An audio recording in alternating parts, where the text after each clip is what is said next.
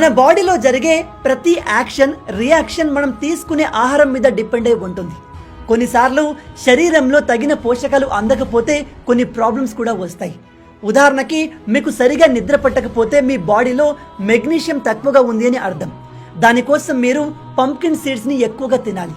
Number 2, మీ బాడీలో energy తక్కువగా ఉండి త్వరగా అలసిపోతున్నారా? అయితే మీ బాడీలో ఐరన్ లోపం ఉన్నట్టు. దానికోసం మీరు కిస్మిస్లు ఎక్కువగా తినాలి. నెంబర్ 3, ఎటువంటి రీజన్ లేకుండా మీరు బాగా వీక్ ఫీల్ అవుతుంటే మీ బాడీలో జింక్ తక్కువగా ఉంది అని అర్థం. దానికోసం మీరు డార్క్ చాక్లెట్స్ తినాలి. నెంబర్ 4, పొద్దున లేచిన వెంటనే ఏదో అలసిపోయినట్టు ఫీల్ అవుతుంటే మీ బాడీకి పొటాషియం అవసరం. అందుకోసం కొబ్బరి నీళ్లు తాగండి.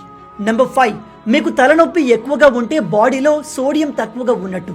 దానికోసం మీరు పింక్ హిమాలయన్ సాల్ట్ ని తీసుకోవచ్చు. నెంబర్ 6, ఇది చాలా ఇంపార్టెంట్.